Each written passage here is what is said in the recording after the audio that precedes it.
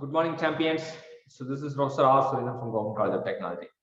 Drawing depends on the following parameter: diangular, ratio of initial and final cross-section area of stock, friction on stock by interface. இது already பார்த்த question தான். So இது வந்து மூணுமே சார்ந்திருக்கும் அப்படின்னு நம்ம தெரிஞ்சுக்கலாம். டைஆங்கிளும் சார்ந்திருக்கும், ratio of initial and final cross section ஏரியாவும் சார்ந்திருக்கும், ஃபிக்ஷன் ஆன் ஸ்டாக் பை இன்டர்ஃபேஸும் சார்ந்திருக்கும் அப்படின்னு தெரிஞ்சுக்கலாம். சரி, அடுத்த கொஸ்டினுக்கு போவோம். இதுவும் ஆல்ரெடி பார்த்த கொஸ்டின் தான். Hot extrusion of aluminium 350 to 400 degree Celsius எப்படி ஞாபகம் வச்சுக்கலாம் அப்படின்னா கான்சிக்யூட்டிவ் ஆட் நம்பர்ல ஸ்டார்ட் ஆகும் அப்படின்னு ஞாபகம் வச்சுக்கிறோம். அடுத்தது ஒரு ஸ்பின்னிங், ஷியர் ஸ்பின்னிங் வந்து நமக்கு DF equal to D not sine alpha, ஏன்னா ஆப்போசிட் சைடு வேல்யூ அப்படின்றனால ஆப்போசிட் சைடு வேல்யூன்றனால சைன் ஆல்ஃபா வரும். ஏற்கனவே இதுவும் ஆல்ரெடி டிஸ்கஸ் பண்ணதுதான். Sheet metal operation, sheet metal ஆபரேஷன்ல கோல்ட் ஒர்க்கிங் மட்டும்தான் பாசிபிள், மற்றது பாசிபிள் இல்லை.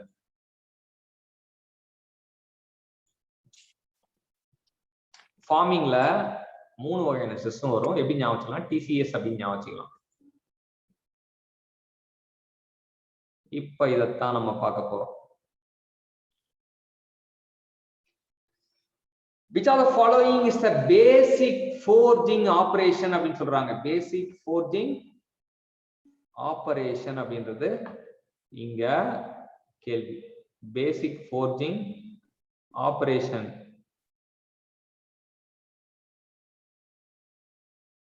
சரி, இதுல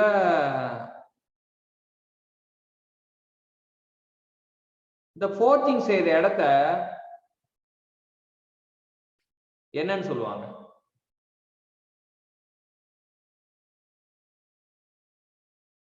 தமிழ்ல நல்ல ஒரு வார்த்தை இருக்கு.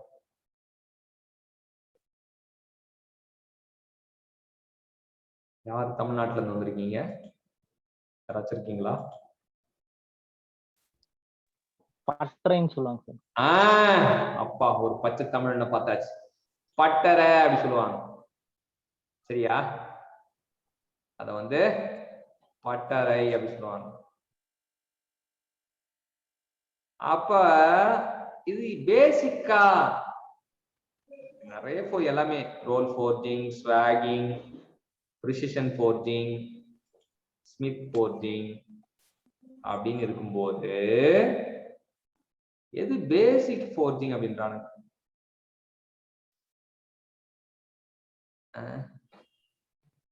ஸ்மித் அப்படின்னா யாரு?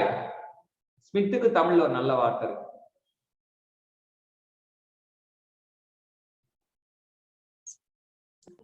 அந்த கோல்டு அந்த மாதிரி அது எடுக்கிறவங்க பேரு ஸ்மித்னு சொல்லுவாங்க. ஆமா, கொல்லன் அப்படின்னுவாங்க. சரியா? கொல்லன், கொல்லப்பட்டறை. அப்ப பேசிக் இந்த ஃபோர்ஜிங் எங்க இது பண்ணாங்கன்னா ஃபர்ஸ்ட் ஸ்மித் ஃபோர்ஜிங் தான் பேசிக். சரி, அப்ப ரோல் ஃபோர்ஜிங் என்ன சார்?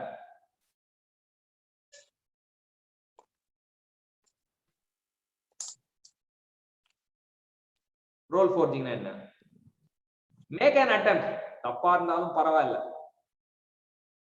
வரலாறு வந்து நம்மள பழிக்க கூடாது. பார் ஷேப்லாம் ரெடி பண்றதுக்கு யூஸ் பண்ணலாமா? Yes, super, very good. அதாவது ரோலர் யூஸ் பண்ணி பார்ஸ் எல்லாம் வந்து அந்த டயா வந்து ரெடியூஸ் பண்ணிக்கலாம். அதை மெல்ல மெல்ல மெல்ல ஸ்டெடிலி அப்ளை தி பிரஷர் அப்படின்னு வச்சுக்கலாம். ஸ்வாகிங் கண்டினியூஸா ஃபோர்ஸ் கொடுத்துட்டு தட்டி செய்யறது sir. 30 S. Series of impact blow, very good. Series of impact blow, super. அப்ப இதுக்கான ஆன்சர் வந்து ஸ்மித் ஃபோர்ஜிங். ப்ரிசிஷன் ஃபோர்ஜிங்னா டைமென்ஷன் வைஸ் வந்து ரொம்ப அக்யூரேசியா பண்ணா அது ப்ரிசிஷன் ஃபோர்ஜிங். ஸோ ஷீட் மெட்டலோட நம்ம பார்க்குற நார்மல் ரேஞ்ச் ஆஃப் திக்னஸ் எவ்வளவு இருக்கும் அப்படின்றதான் கேள்வி. இது பாதிக்கு மேல கரெக்டா சொல்லியிருக்காங்க. நம்ம எப்படி அலசி ஆராயிறது? சரியா? normal range of thickness of sheet metal. Normal range of thickness of sheet metal. Answer வந்து இது நியூமெரிக்கல் டேட்டா क्वेश्चन. நீங்க தனியா ஒரு 2 பேஜ் 3 பேஜ் தனியா ஒதுக்கி வச்சுக்கிட்டு நியூமெரிக்கல் டேட்டா மட்டும் ஞாபகம் வச்சுக்கிட்டே வரணும். அதாவது எதெல்லாம் நியூமெரிக் அதாவது மனப்பாடம் தான் பண்ணணும் அப்படின்னு இருக்கிற விஷயத்த மனப்பாடம் பண்ணியது நல்லது. மனப்பாடம் பண்ணும்போது ஒரு உள்ள ஒரு கதையோட வச்சு பண்ணா அது இன்னும் நல்லது. மனப்பாடம் பண்ணும்போது உள்ள ஒரு கதையோட வச்சு பண்ணா அது இன்னும் நல்லது அப்படின்றத தெரிஞ்சுக்கலாம்.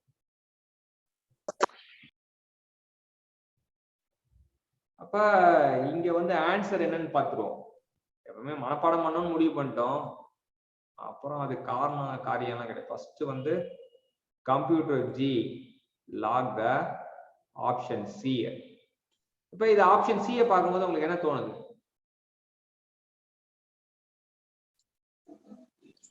low thickness components 0.4 ல இருந்து 6 வரைக்கும் இருக்கு. அப்ப எப்படி ஞாபகம் வச்சுக்கலாம் அப்படின்னு சொல்ற பாருங்களேன். இப்ப வந்து கிரிக்கெட் மேட்ச் நடந்துட்டு இருக்குல்ல, ஃபர்ஸ்ட் ஒரு பால் ஆடுறான், என்ன ஆயிடுது, 0 ரன் அடிக்கிறான். அப்புறம் ஒரு புள்ளி வச்சிட்டோம், அப்ப என்ன அர்த்தம், விக்கெட். சரியா? 0 ஃபர்ஸ்ட் பால்ல 0, ரெண்டாவது பால்ல விக்கெட், மூணாவது பால்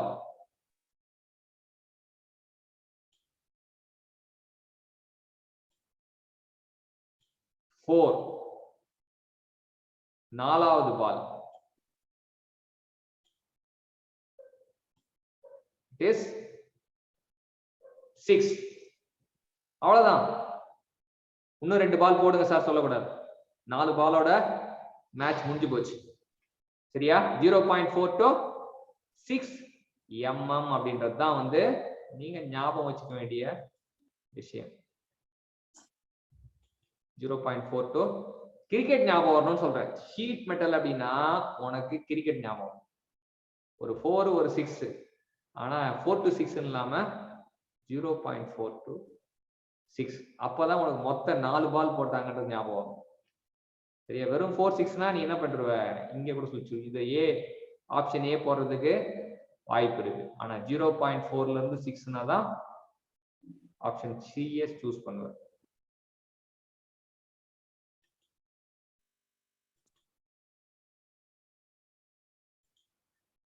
சரி, ஓகே. இப்ப அடுத்தது வருவோம். அடுத்தது ஒரு சூப்பரான கேள்வியா இருக்கு. என்ன சூப்பர் அப்படின்றத பார்ப்போம்.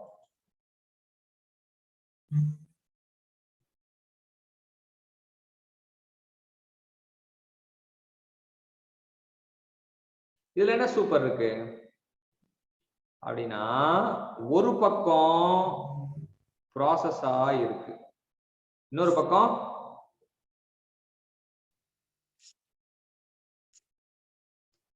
என்ன இருக்கு, ப்ராடக்ட். ஒரு பக்கம் ப்ராசஸ், இன்னொரு பக்கம் ப்ராடக்ட். எனக்கு தெரிஞ்ச ஒரே ப்ராசஸ், நான் ஃபேமஸா நான் படிச்ச பியர்சிங். அப்படின்னா பியர்சிங் என்ன அர்த்தம், சீம்லெஸ் டியூப்ஸ்.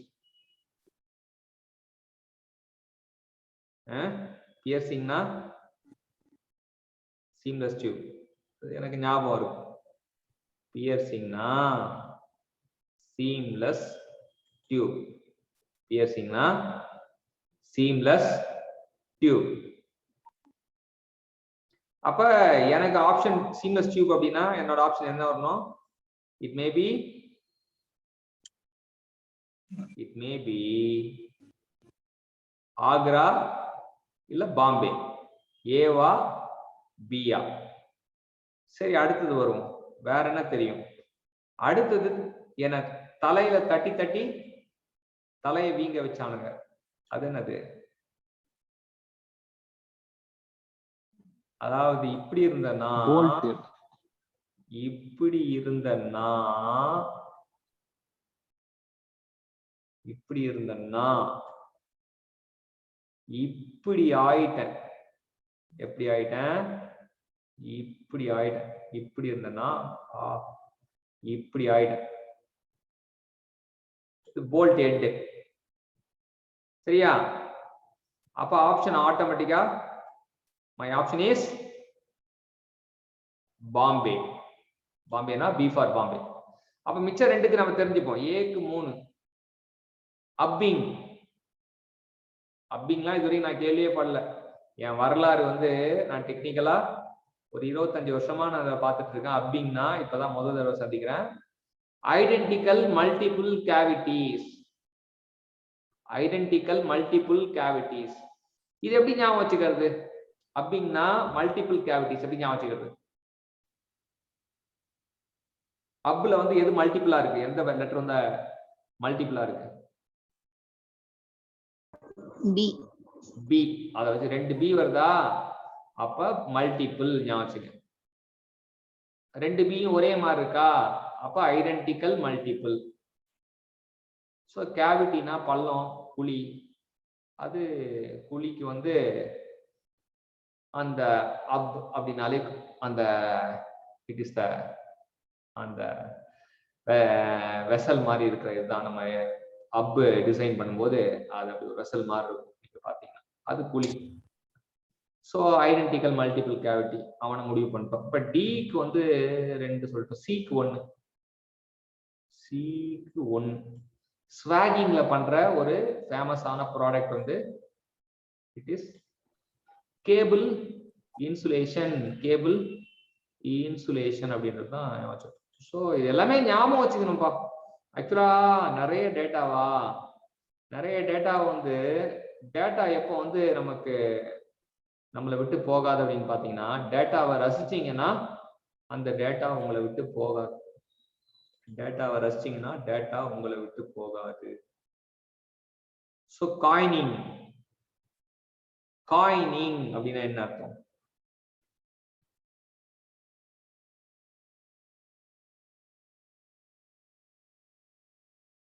காயினிங்.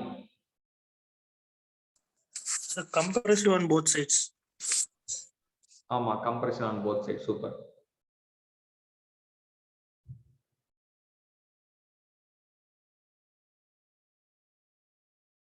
இதுல அது பேரே வந்து சொல்லுது, பேரே நமக்கு காட்டி கொடுக்குது. நம்ம ரொம்பலாம் யோசிக்க தேவையில்ல. காயினிங்னா அது காயின் செய்ய பயன்படுத்துற ஆபரேஷனுக்கு பேர் தான் என்னது?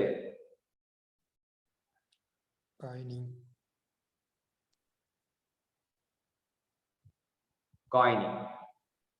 அது வந்து ஆர்ட் ஒர்க்கிங் கிடையாது. It is a cold working operation.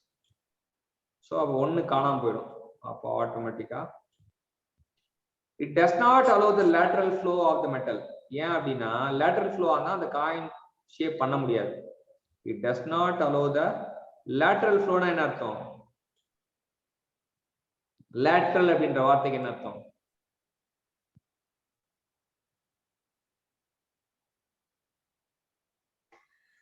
Lateral அப்படின்ற வார்த்தைக்கு என்ன பார்த்தோம்? டயாமீட்டர் அப்படின்னா ஏரியாவை பக்கவாட்டுலன்னு சொல்லலாம். சிம்பிளா சொல்லணும். லேட்டரல்னா அதுக்கு இன்னொரு வார்த்தை perpendicular to the cross sections. Yes, perpendicular to the axis. இப்படி இருக்குன்னா இதான் சிலிண்டர்னா, இப்படி ஒரு காயினை போட்டோம்னா, இப்படி வரைஞ்சோம்னா காயின்னா இந்த பக்கம் ஃப்ளோ நடக்கக்கூடாது. சரியா? லேட்ரல்ன்ற வார்த்தைக்கு நீங்க தெரிஞ்சுக்கணும், டிரான்ஸ்வர்ஸ் அப்படின்னு இன்னொரு வார்த்தை இருக்கு. லேட்ரல் அப்படின்றதுக்கு டிரான்ஸ்வர்ஸ் அப்படின்னு ஒரு வார்த்தை இருக்கு. டிரான்ஸ்வர்ஸ்ல இந்த டீய தலைகளை திருப்பி போட்டா என்ன வரும்?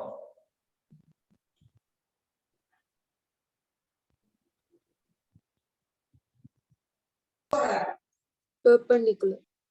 பெர்பெண்டிகுலர். சரியா?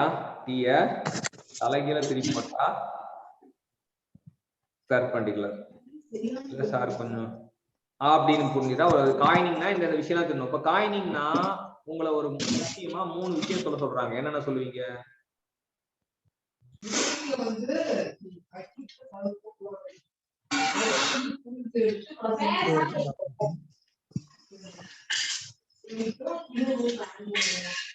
காயினிங்னா என்னன்னு யாராச்சும் கேட்டாங்கன்னா என்ன சொல்லுவீங்க?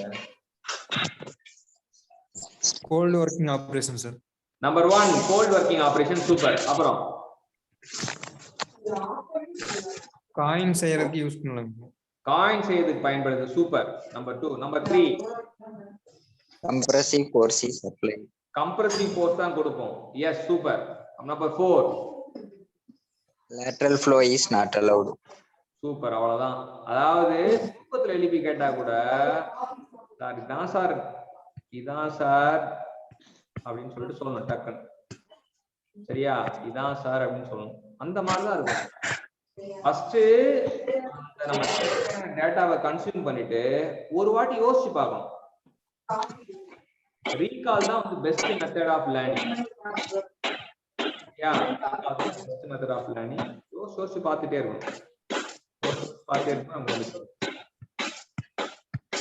சூப்பர். அடுத்த கேள்வி போயிடும்.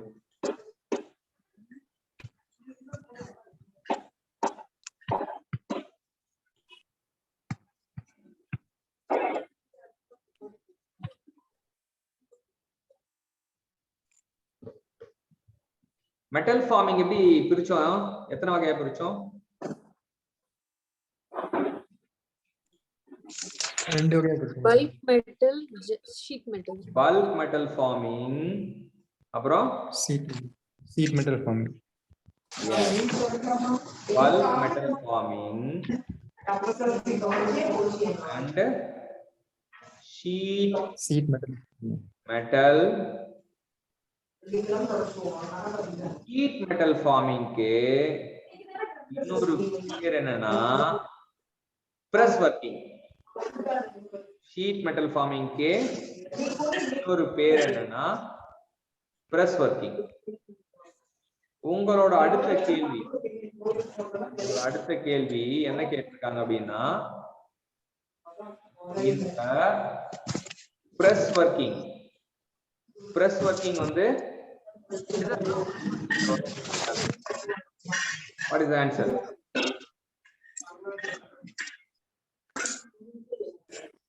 Telling D. Shearing, blanking, punching எல்லாமே தான் வரும்.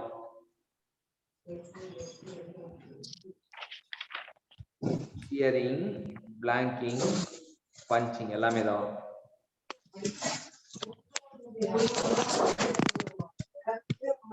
இது வெர்சடைலா ஆன்சர் பண்ணிருக்காங்க பாருங்க இந்த क्वेश्चन. இது வந்து வெர்சடைலா ஆன்சர் பண்ணிருக்கானுங்க. ஓகே, என்ன கேள்வி?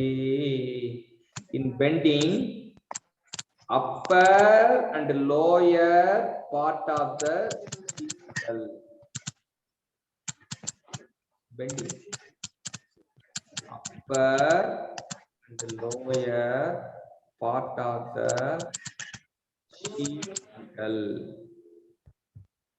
அப்படின்னு இருக்காங்க. Subjected to. ஸோ பெண்டிங் அப்படின்னா நமக்கு இப்போ இவங்க எப்படி முடிவு பண்ணிருக்காங்கலாம் தெரியாது. ஆனா இந்த கேள்விக்கு தான் நீங்க உங்க மைண்டை வந்து ஃப்ரேம் பண்ணணும். இப்போ பெண்டிங்னா அவன் என்ன யோசிச்சிருக்கான்னு மட்டும் நான் சொல்றேன். இப்படி ஒரு ஷீட் மெட்டல் நம்ம கையில இருக்கு. சரியா? நம்ம என்ன பண்ண போறோம்னா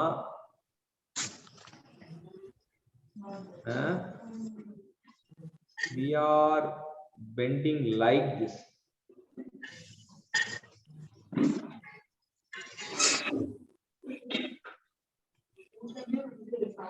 இப்படி பண்ணும்போது என்ன ஆகும் அப்படின்னு பாத்தீங்கன்னா அவன் வந்து இப்படி ஆயிடும். பியூர் பெண்டிங்னா அது பியூர் ரேடியஸ் ஆஃப் கர்வேச்சரா வரும். சரியா? சோ இங்க கீழே சைஸ் சின்னதாகும், இங்க மேல சைஸ் பெருசாகும், மேல கர்வேச்சரை அதிகமாகும், கீழே சிறுசாகும். சோ அவர் ஆப்ஷன் இஸ் ஃபார் எக்ஸாம்பிள் இவன் 100ன்னு இருந்தா வச்சுக்க, 100 mm இருக்கான் அப்படின்னு வச்சுக்கிட்டேன்னா இவன் வந்து 102 மாறிடுவான். அதிகமாவான்றதுதான் சும்மா சாம்பிள் நம்பர் போட்டா புரியுன்றதுக்காக. கீழே 98 மாறும். சோ சைஸ் கம்மியானா அங்க நடந்தது என்ன அப்படின்னு யாராச்சும் கேட்டாங்கன்னா it is the compression. Compression. Size அதிகமானா அங்க நடந்தது என்ன அப்படின்னு துப்பு சொல்ல போனா டென்ஷன். டென்ஷன் அப்படின்னு.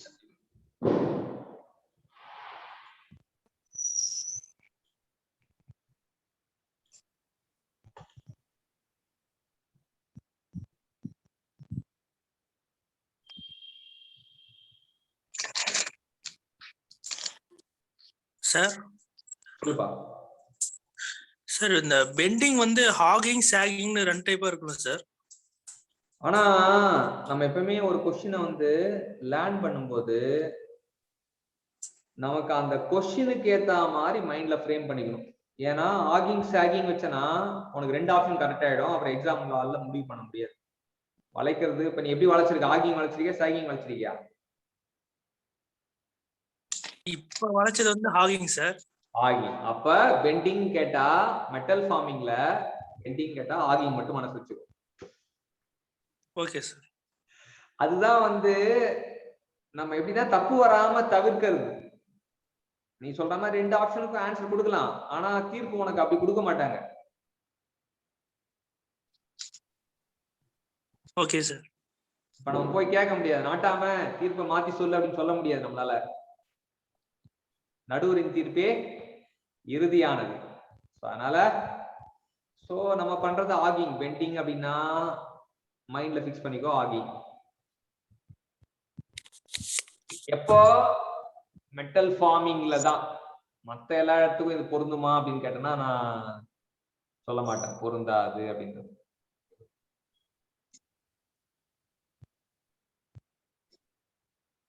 சோ அடுத்தது வந்து நமக்கு ஒரு வித்தியாசமான கேள்வி கேட்டிருக்காங்க.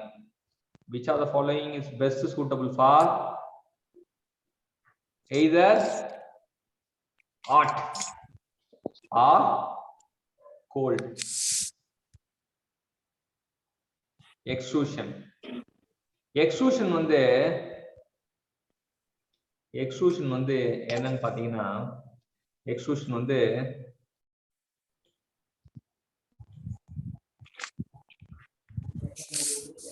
hot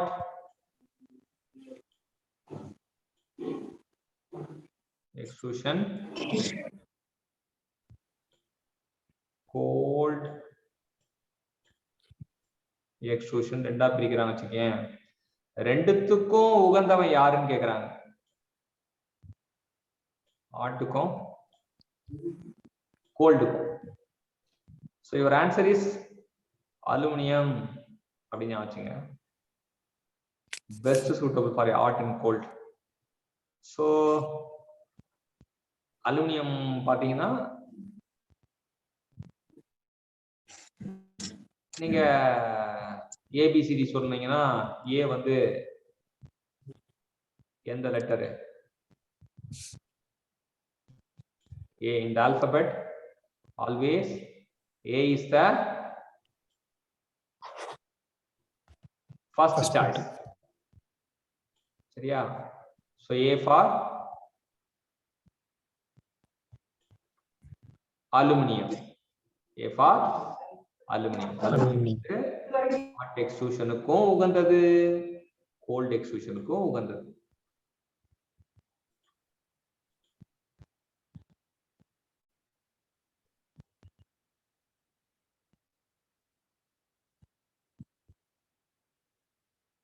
அடுத்தது இது ஒரு பெக்யூலியரான கொஸ்டின் வந்து கேட்டிருக்கானுங்க.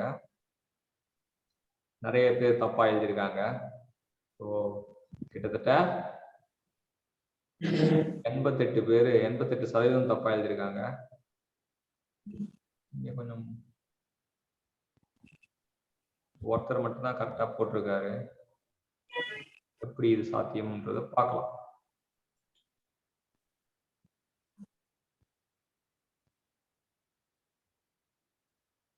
Which of the following factors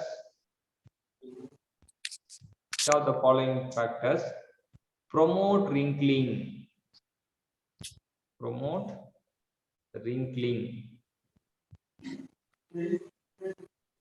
இதெல்லாம் wrinkling வந்து ப்ரோமோட் பண்ணும்.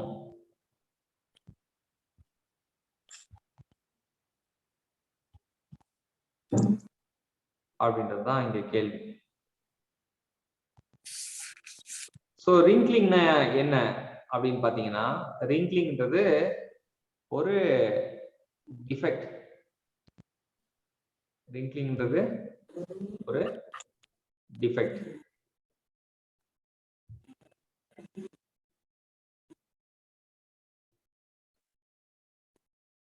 இப்ப இந்த ரிங்க்லிங் டிஃபெக்ட் வந்து வரணும் அப்படின்னு பாத்தீங்கன்னா என்னென்னலாம் வந்து காரணமா இருக்கும் அப்படின்றத இது பண்ணணும். இப்ப அங்க இருக்க ஆப்ஷன் நம்ம பார்க்க தேவையில்ல. அங்க என்ன சொல்லியிருக்காங்கன்னா, யூஸ் ஆஃப் சாலிட் லூப்ரிகன்ட் வருமா ஃபர்ஸ்ட் நம்ம பார்ப்போம். தெரியாது, எனக்கு தெரியாது யூஸ் ஆஃப் சாலிட் லூப்ரிகன்ட் வருமா வராதான்னு. ஆனா எனக்கு ஒண்ணு மட்டும் என்னோட நான் சுயநினைவோட எழுதுனேன்னா எனக்கு ஒரே ஒரு இது மட்டும் நான் தவிர்க்கலாம். அதாவது எனக்கு இங்க ஆப்ஷன் 1ல என்ன இருக்கு?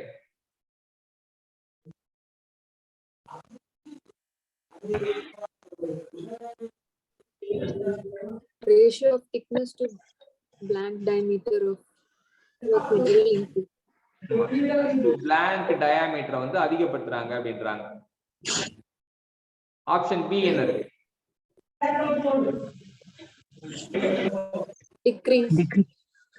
சோ ரெண்டும் சேர்ந்து வராது. நான் சுயநினைவோட இத கேள்வி எக்ஸாம் எழுதுறேன்னா கண்டிப்பா ரெண்டும் சேர்ந்து வராது. அப்ப என்னோட ஆப்ஷன் டி வந்து எலிமினேட்டட். சரியா? சோ இப்ப வரும் மிச்சம் இருக்க 3 ஆப்ஷன்ல வந்து நம்ம எப்படி இருக்கும். இப்ப இங்க என்ன option சொல்லிருக்காங்கன்னா, the ratio of thickness to blank diameter வந்து வரும் சொல்றாங்க. இதுல இருந்து நம்ம கத்துக்க வேண்டிய பாடம் என்ன அப்படின்னா, இதுல இருந்து நம்ம கத்துக்க வேண்டிய பாடம், இது எலிமினேட் பண்ணோம், இது ஆன்சர் தெரிஞ்சுக்கிட்டோம். இதுல இருந்து கத்துக்க வேண்டிய பாடம் மட்டும் என்னன்னு மட்டும் தெரிஞ்சீங்க. ஒண்ணும் வரக்கூடாது அப்படின்னு மட்டும் தெரிஞ்சீங்க. எது ஆபத்து அப்படின்னா t/d கம்மியா இருக்கிறது ஆபத்து. t/d ரேஷியோ கம்மியா இருந்தா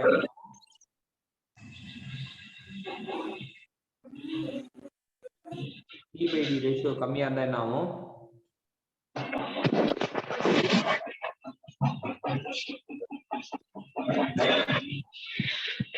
t/d ரேஷியோ கம்மியா இருந்தா என்ன ஆகும்?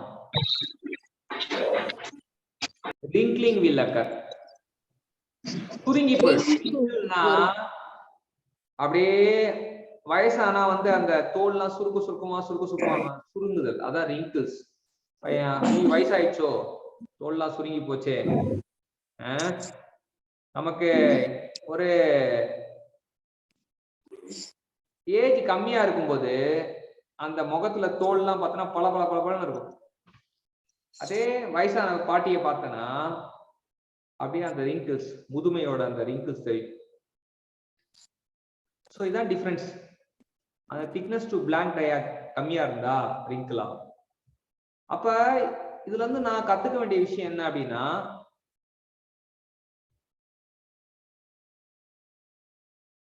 இங்க டிக்ரீஸ் இன் ஹோல்டிங் ஃபோர்ஸ் நாளே எனக்கு ரிங்கிள் வராது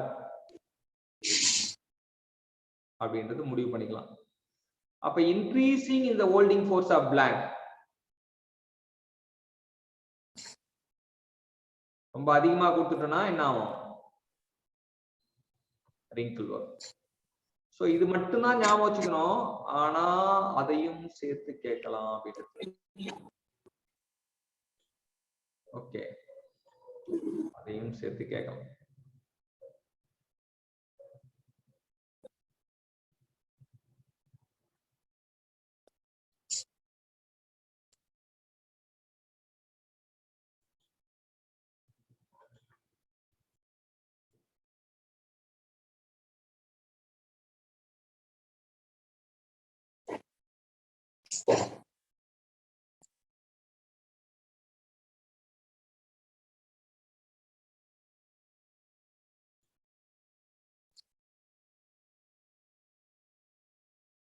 நம்ம சம் ஆஃப் தி ஸ்டேட்மெண்ட் கொடுத்திருக்காங்க.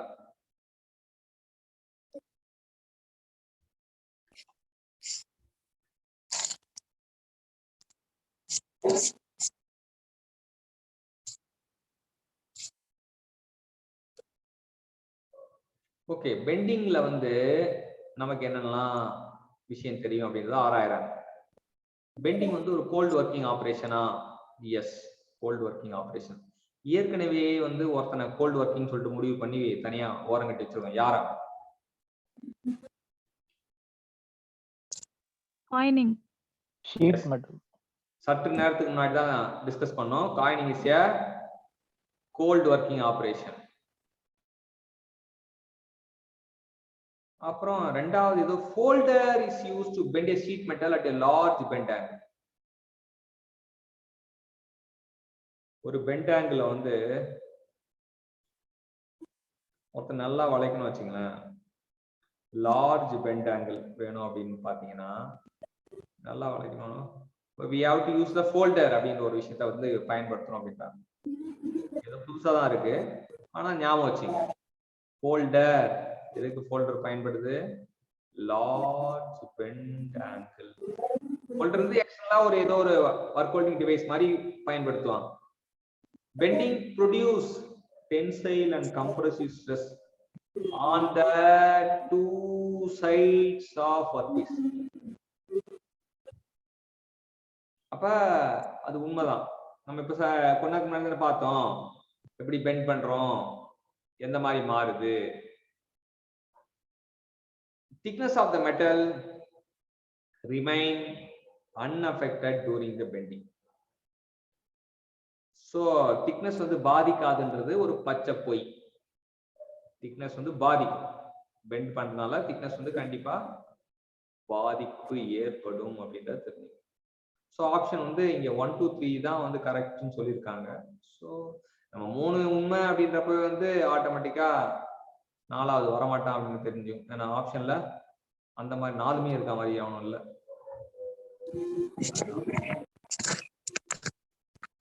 இதுல புதுசா கத்துக்கிட்ட விஷயம் என்ன அப்படின்னா அந்த ஃபோல்டர் தான். Thank you champions.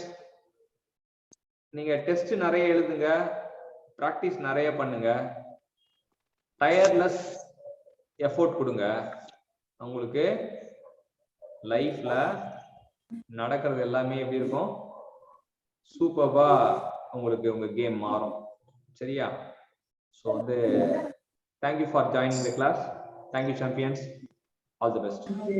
Thank you, sir. Thank you. Thank you. Now I will end the meeting.